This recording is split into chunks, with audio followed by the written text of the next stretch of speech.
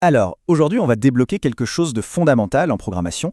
On va rendre nos scripts Python interactifs. En gros, on va apprendre à notre code à nous écouter, pour de vrai, et à nous répondre. On va le faire passer d'un simple monologue à une véritable conversation. Réfléchissez-y une seconde. La plupart du temps, jusqu'à maintenant, nos programmes, c'était un peu une voie à sens unique, non?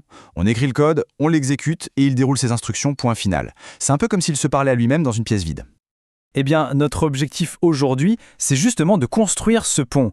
Il est temps d'apprendre à notre code à tendre l'oreille. Ok, mais comment on s'y prend? La clé de tout ça, en fait, c'est une petite fonction toute simple, mais super puissante, qui est déjà intégrée dans Python.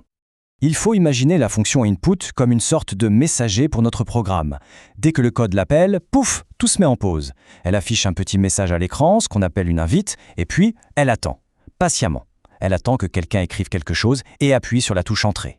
Et à ce moment-là, hop, le messager récupère tout ce qui a été tapé et le ramène direct au programme. Bon, ça a l'air d'être un jeu d'enfant, n'est-ce pas? Et ça l'est, en grande partie. Mais attention, il y a un petit piège, un détail absolument crucial qu'il faut connaître. Et croyez-moi, comprendre ça, ça va vous éviter de vous arracher les cheveux plus tard. Alors, c'est quoi ce fameux piège? C'est ce qu'on pourrait appeler la règle d'or quand on veut récupérer une saisie.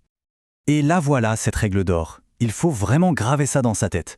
La fonction input-up renvoie toujours une chaîne de caractères. Je le répète, toujours. Que l'on tape son nom, le chiffre 42 ou un roman entier, pour Python, à ce stade, ce n'est que du texte. Rien que du texte.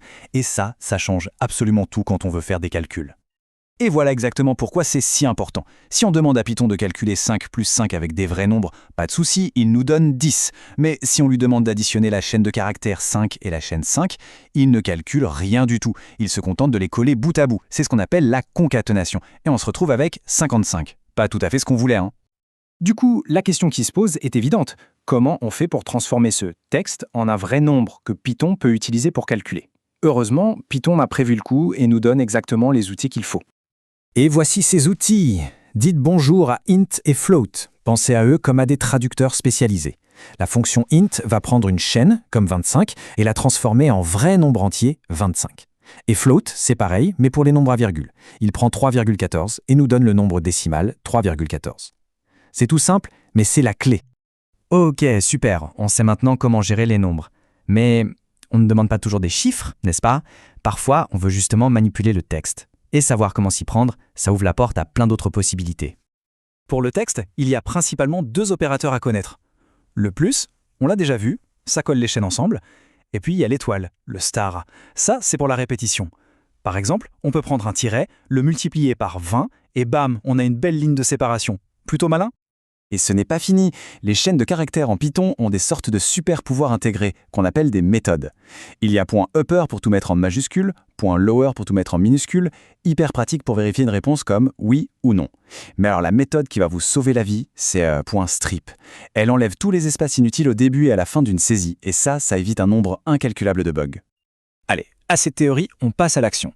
On va mettre tout ça ensemble pour construire notre toute première petite application interactive, un calculateur d'âge. C'est simple, mais c'est super pratique. Alors, comment ça va marcher? C'est facile. Étape 1, on demande l'année en cours avec input point. Étape 2, on fait pareil pour l'année de naissance. À ce moment-là, on a deux textes, pas des nombres. C'est là qu'arrive l'étape 3, la traduction. On utilise int pour les transformer en vrais nombres. Étape 4, le calcul. Une bête soustraction, et on a l'âge. Et enfin, étape 5, la touche finale. Pour afficher le résultat dans une jolie phrase, on doit reconvertir ce nombre en texte avec str. La boucle est bouclée? Et voilà, c'est le premier programme vraiment interactif.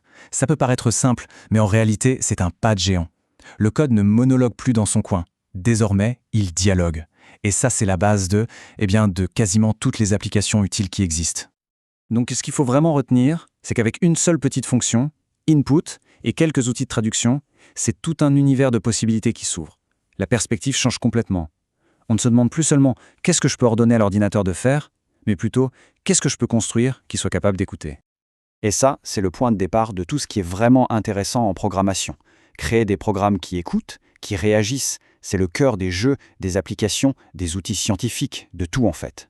Alors maintenant, la vraie question c'est, par quoi allez-vous commencer ?